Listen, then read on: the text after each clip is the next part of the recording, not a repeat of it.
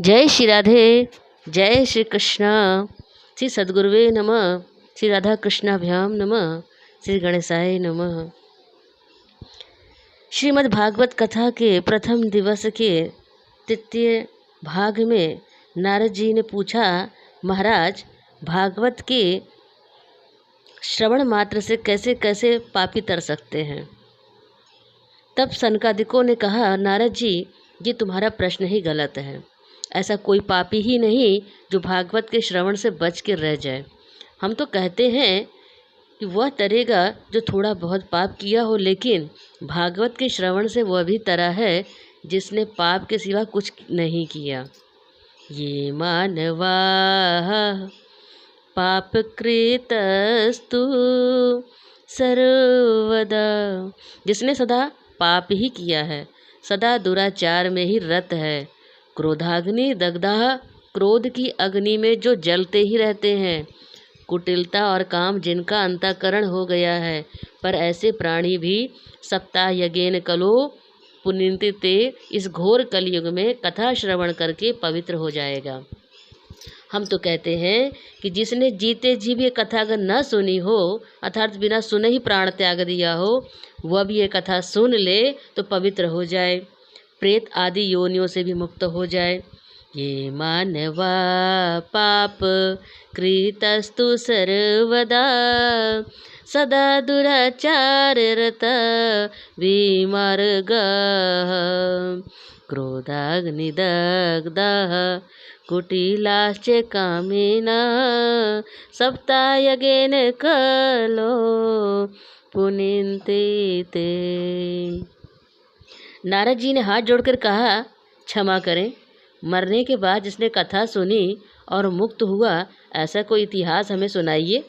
तब सनकादि बोले, तुंगभद्रा तटे पूर्वम भूत पतन्मुक्तमं, यत्र वर्णाः स्वधर्मेण सत्य सत्कर्म तत्परः। पूर्वम प्राचीन काल में उत्तमम एक सुंदर, पत्तनम नगर। प्रसंग में एक उपाख्यान सुनाया, अधुंधकारी का उपाख्यान, बहुत ही सुंदर प्रसंग। आत्मदेव नाम के एक ब्राह्मण थे जो तुंगभद्रा नदी के तट पर एक सुंदर नगर में रहते थे और उन्हें कोई संतान नहीं थी। आत्मदेव जी द्वितीय सूर्य के समान तेजस्वी थे, तपस्वी थे, लेकिन कोई संतान नहीं थी।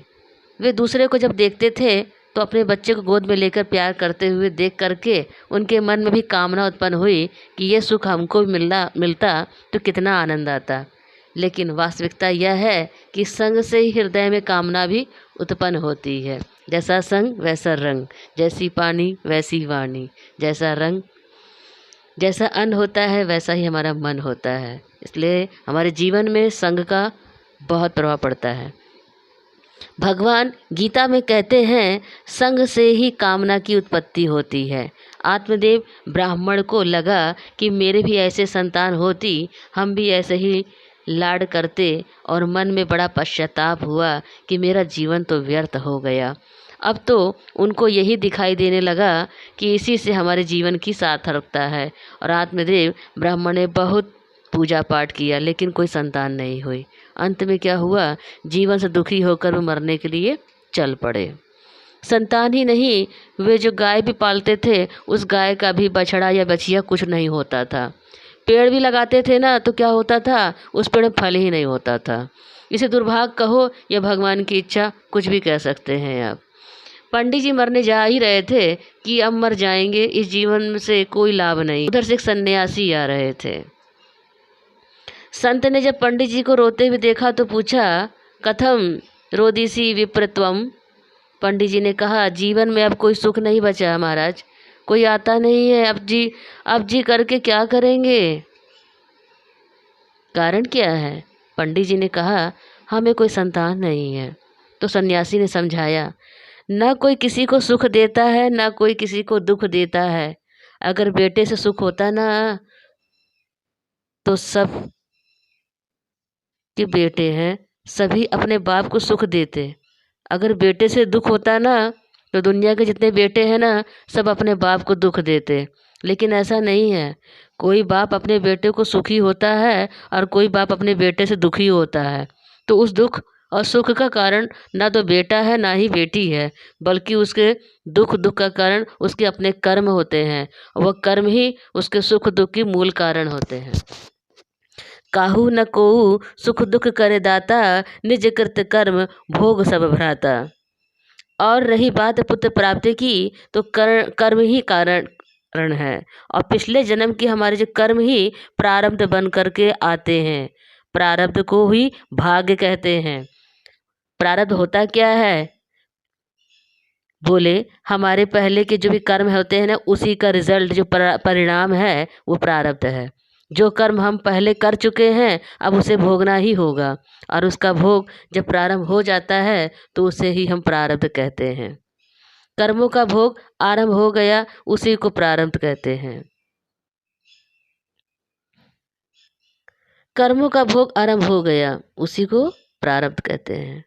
सन्यासी ने कहा तुम्हारा प्रारब्ध ऐसा ही है। तुम्हारे प्रारब्ध को मैंने देख लिया है। और तुम्हारा प्रारब्ध यह है कि 7 जन्मों तक तुम्हें संतान नहीं होगी।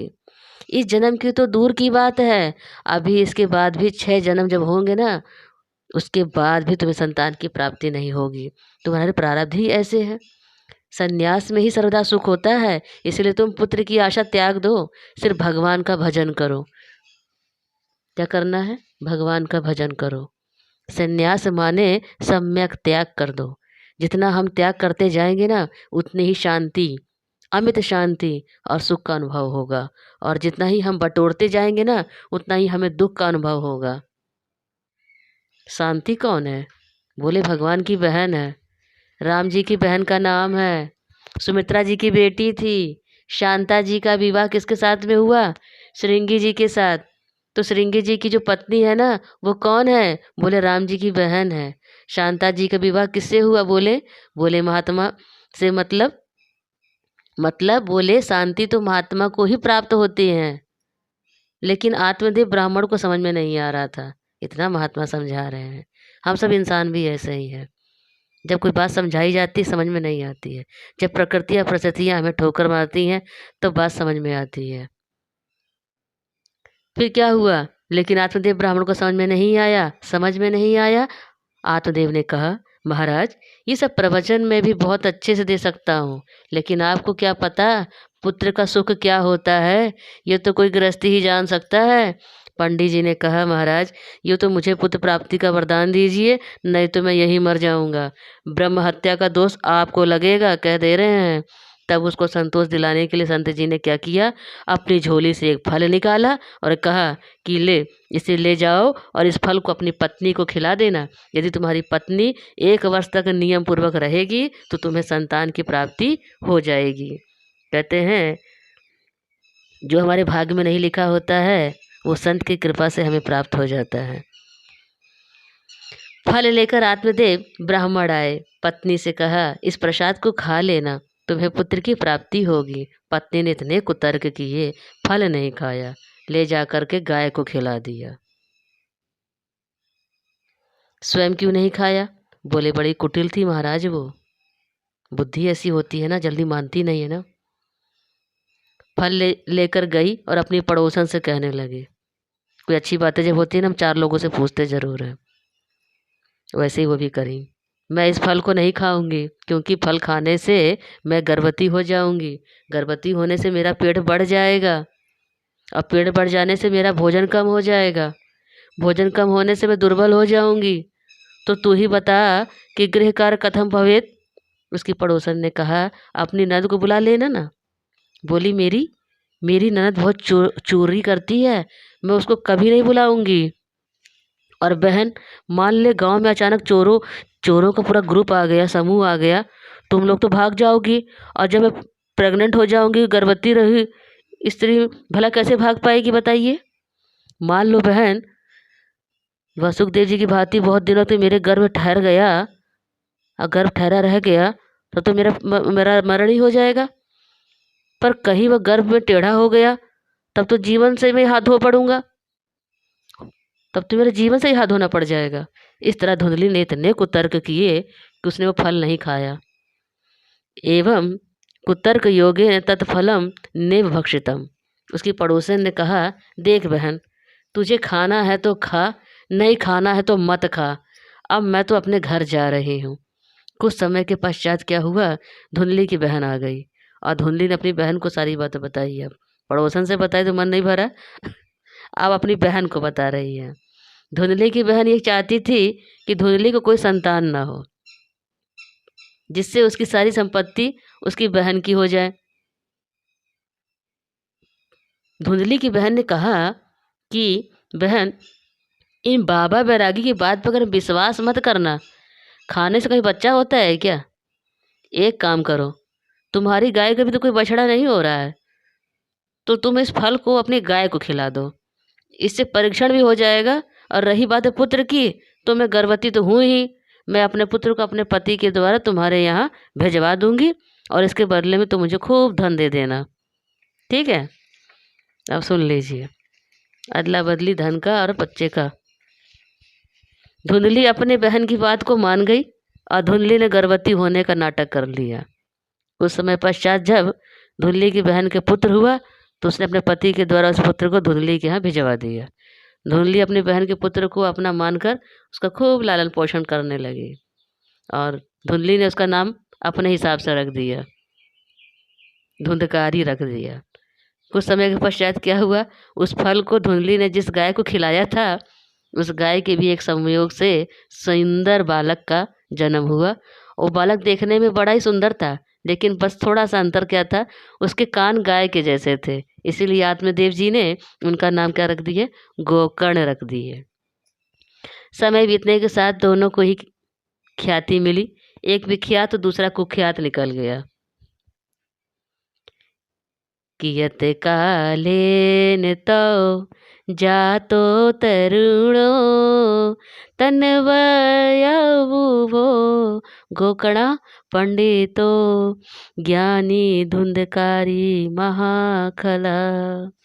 धुंधकारी स्नान, पवित्रता और संध्या वंदन से हीन था, अत्यंत ही क्रोधी और भगवत पूजन आदि से रहित हाथों से ही भोजन करने वाला था।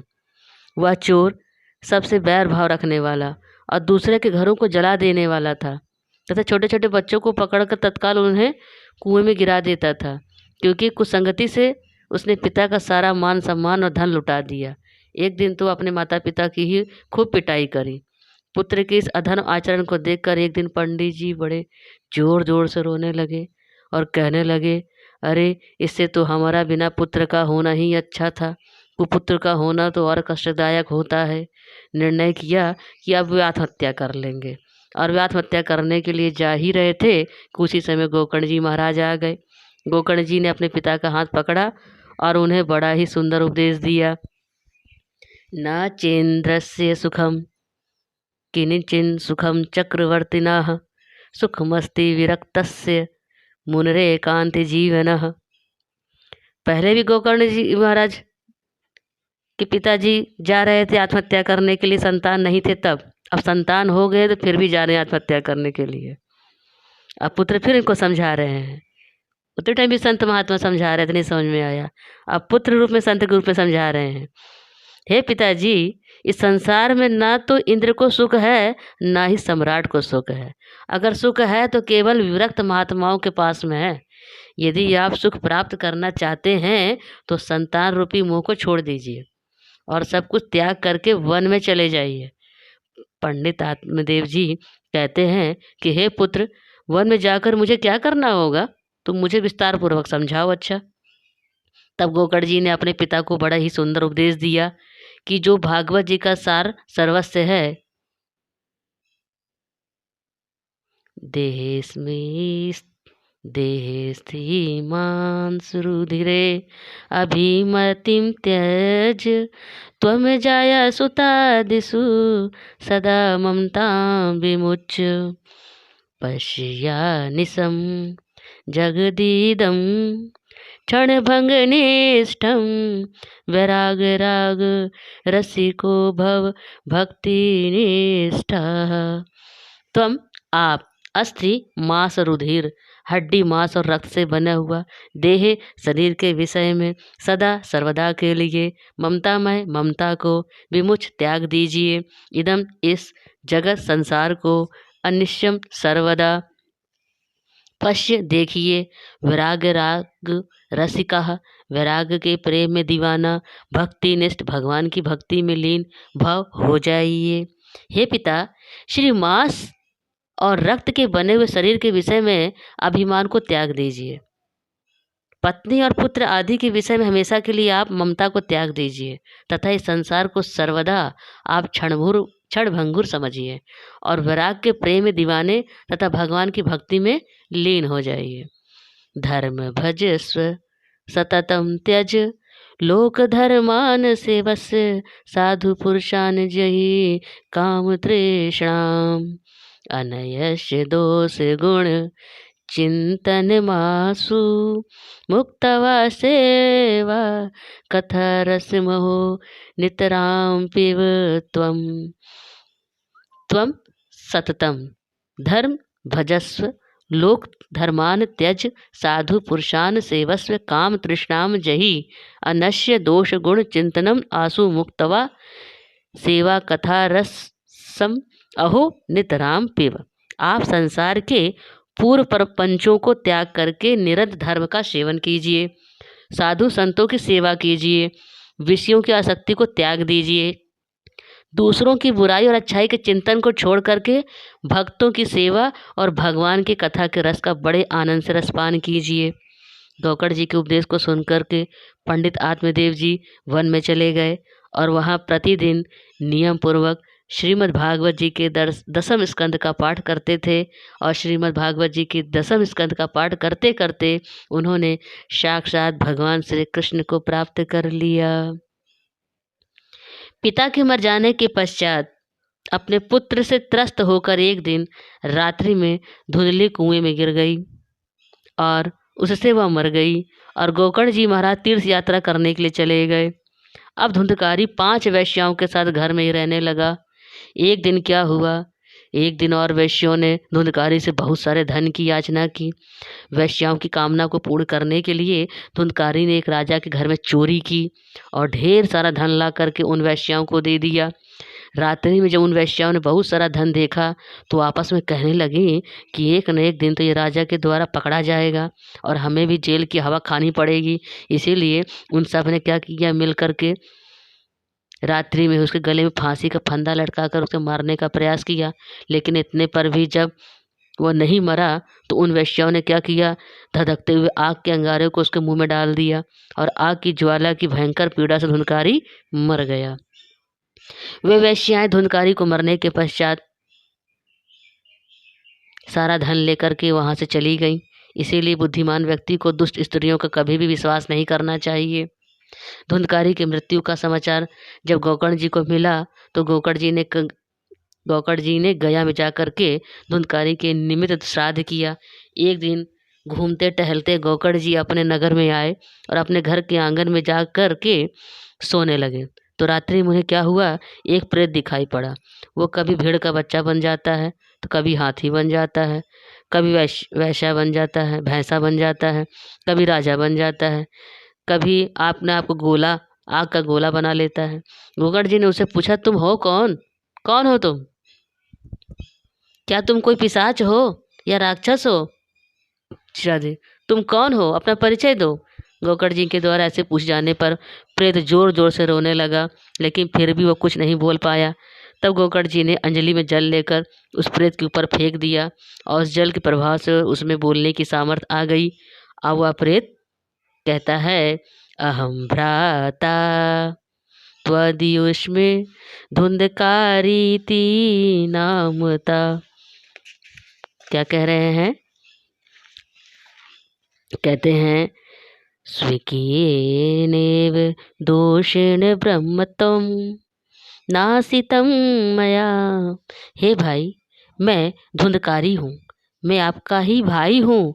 मैंने अपने ही दोष के कारण क्या किया, अपने ब्राह्मण तत्व है उसको नष्ट कर दिया है, ब्राह्मण तत्व को नष्ट कर दिया परम हितकारी, कृपा के सागर भाई, मुझे शीघ्र ही इस प्रेत योनि से छुटकारा दिलाइए। गोकर्ण जी ने कहा, मैंने तो तुम्हारी मुक्ति के लिए गया जी में श्राद्ध किया है। धुंधकारी ने कहा, गया श्राद्ध सतेनापि मुक्ति में न भविष्यति। आप सैकड़ों श्राद्ध भी करेंगे तो भी मेरी मुक्ति नहीं होगी। आप कृपया करके मेरी मुक्ति के लिए कोई और उपाय सोचिए। प्रातःकाल गोकर्ण जी ने एक सभा बुलाई और गोकर्ण जी ने समस्त विद्वानों से धुंधकारी की मुक्ति का उपाय पूछा, किंतु कोई भी इस विषय में कुछ नहीं कह सका। तब गोकर्ण जी महाराज ने भगवान सूर्य की गति का स्तंभन करके कर दिया और स्वयं भगवान सूर्य ने उनसे कहा कि श्रीमद् भागवता मुक्ति है। हे गोकर्ण, तुम श्रीमद् भागवत पुराण का वाचन करो। 7 दिनों तक तुम भागवत जी का पारायण करो, इसी से धुंधकारी की मुक्ति हो जाएगी। गोकर्ण जी ने श्रीमद् भागवत कथा का आयोजन किया और एक 7 गांठ वाला बांस रखा गया जिसमें धुंधकारी आकर के प्रविष्ट हो गया। एक एक दिन की कथा में एक एक ग्रंथि का भेदन होता चला गया। 7 दिन की कथा समाप्त होने के बाद तो 7 गांठें फट गईं और 12 स्कंदों की कथा सुनने के कारण धुंधकारी प्रेत योनि से छोड़कर मुक्त हो गया। धुंधकारी तुलसी की माला से शोभित पीताम्बरधारी, जल भरे हुए बादल के समान, मुकुट पहने देवताओं की तरह मनोहर रूप को धारण किए हुए उसने गोकर्ण जी को प्रणाम किया और वो गोकर्ण जी से कहता है, भाई आपके द्वारा ये प्रेत योनि की पीड़ा से मैं छूट गया हूँ। कहते हैं घर परिवार में अगर कोई एक भक्त हो तो उनके घर के समस्त परिवारों को इसका फल मिल जाता है। गोकर्ण के द्वारा देखिए धुंधकारी जी को प्रेत योनि से पीड़ा से मुक्ति मिल गई। धन्या भगवती धन्या भागवती वार्ता प्रेत पीड़ा विनाशनी। सप्ताहोऽपि तथा धन्यः कृष्णलोकफल प्रदा। प्रेत की पीड़ा को दूर करने वाली है कौन? श्रीमद् भागवत की कथा धन्य है। उसी प्रकार श्री कृष्ण के लोक रूपी फल को देने वाला यह भागवत सप्ताह भी धन्य है, जिसके सुनने के लिए बैठ जाने पर ही सारे पाप क्या होते हैं? कांपने लग जाते हैं। उसी समय भगवान नारायण के पार्षद विमान लेकर के वहाँ प्रकट हो गए और सबके देखते देखते धुंधली का बेटा धुंधकारी विमान पर चढ़ गया। गोकर्ण जी ने भगवान के पार्षदों से कहा कि यहाँ पर मेरी कथा को सुनने वाले तो बहुत से श्रोता हैं, फिर आप एक ही विमान लेकर के क्यों आए हैं? पार्षदों ने कहा, हे गोकर्ण जी महाराज, कथा सुनने वाले श्रोता तो अनेक हैं, लेकिन कथा सुनने के बाद उसका मनन किसी ने नहीं किया। मनन सिर्फ धुंधकारी ने नहीं किया, मनन सिर्फ धुंधकारी ने किया, इसीलिए सिर्फ एक ही विमान आया है। मतलब कक्षा में टीचर तो पढ़ाते हैं सारे बच्चों को, लेकिन सारे बच्चों को सब तो फर्स्ट नहीं आ जाते, सब तो अवार्ड नहीं पाते।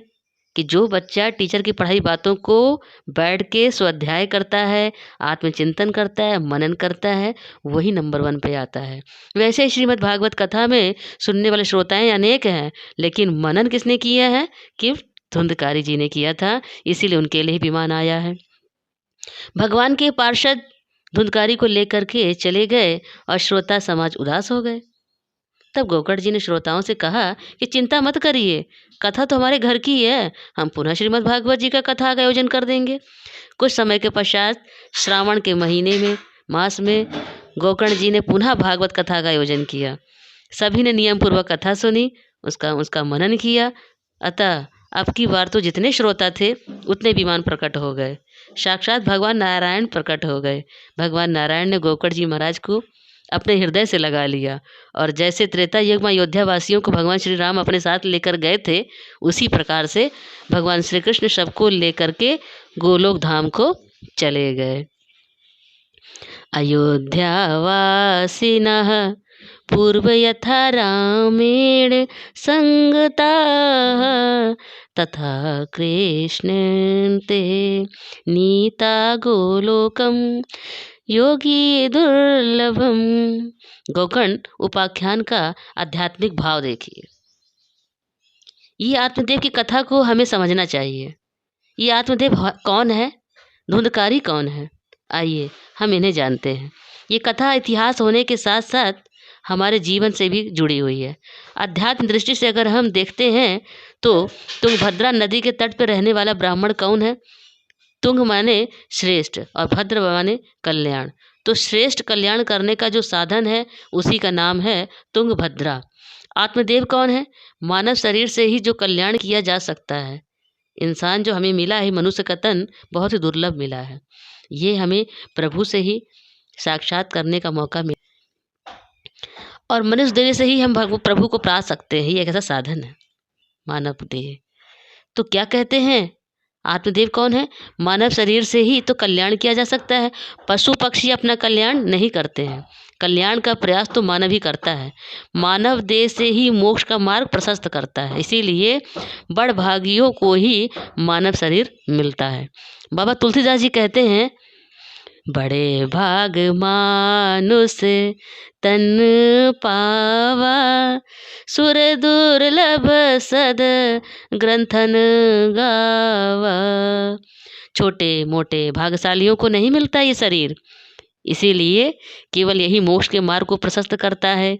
इसी का नाम है तुंगभद्रा। अब ब्राह्मण आत्मदेव सीधा सच्चा भोला भाला है, इसमें कोई संदेह नहीं है। लेकिन उसकी पत्नी क्या है? धुंधली है।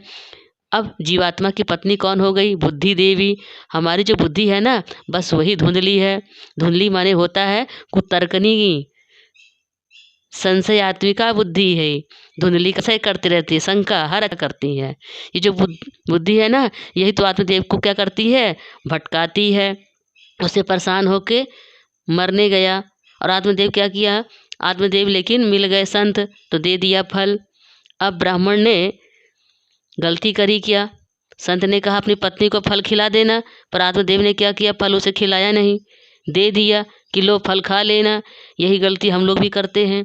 भगवान प्रत्येक मानव को मौका देते हैं, हर समय एक चांस मिलता है और उसे मौके का लाभ हम कितना उठा पाते हैं ये हम पे डिपेंड करता है, निर्भर करता है। आप कथा में आते हैं, यहाँ आपके कल्याण की बात बताई जाती है और हम सुनते हैं, ठीक है, पर हम अपनी बुद्धि को नहीं खिलाते हैं, यही गलती करते हैं। यदि फल धुंधली खाती तो गोकर्ण उसी के होते, गाय को नहीं होती।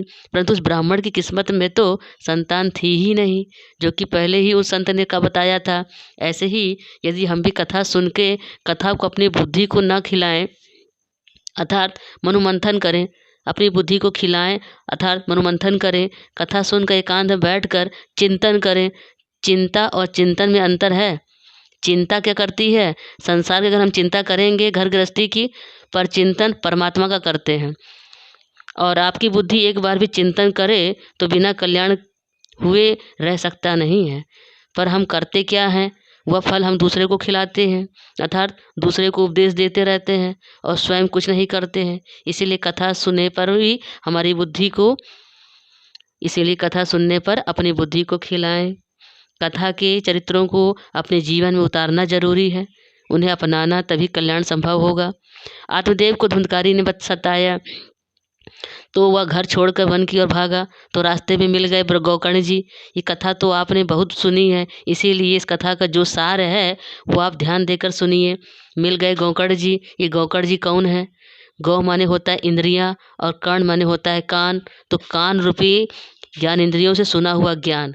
जब कभी जीवन में ऐसी ठोकर लगती है तो सुना हुआ ज्ञान हमें समझ में आ जाता है कि संत ने ठीक कहा था। जब तक ठोकर नहीं लगती है तब तक हम संभालने की कोशिश भी नहीं करते हैं। गोकर्ण जी बोले, पिताजी ये संसार आसार है, यहाँ कोई सुखी नहीं है। जब अपनी संतान को ही सुख मानते हैं, हम दूसरों को सुखी अवश्य समझते हैं, पर वास्तव में सभी क्या है? दुखी है। ये संसार दुखालय है, यहाँ सब अपने अपने कर्मों की सजा भोग रहे हैं। आत्मदेव पुत्र तो सुखी कौन है बताइए? गोकर्ण जी बोले, पिताजी कोई तन दुखी, कोई मन दुखी, कोई धन बिन रहते उदास, थोड़े थोड़े सब दुखी, सुखी राम के दास। पिताजी राम के दास कभी न होवे उदास। हमारी आपकी बात छोड़ो, यहाँ सुख तो चक्रवर्ती सम्राट को भी नहीं है, देवराज इंद्र भी सुखी नहीं है। इस संसार में बस सुखी वही है जो मोह माया का त्याग करके भजनानंदी हो जाए। भक्ति भाव से गोविंद नाम स्मरण करें, वही सुखी हैं, बाकी सब दुखी हैं। धनहीन कहे धनवान सुखी, धनवान कहे सुख राजा को भारी। राजा कहे महाराजा सुखी, महाराजा कहे सुख इंद्र को भारी। इंद्र कहे चतुरानन को सुख है, ब्रह्मा कहे सुख विष्णु को भारी। तुलसीदास विचार कहे, हरि भजन बिना सब लोग दुखारी। पिताजी, हमें तो भजन के बिना जितने भी प्राणी हैं सब दुखारी प्रतीत होते हैं। कोई किस कारण से, कोई किसी कारण से बस दुख, अपना सुख ढूंढता रहता है। अगली कड़ी में जय श्री राधे, जय श्री कृष्ण।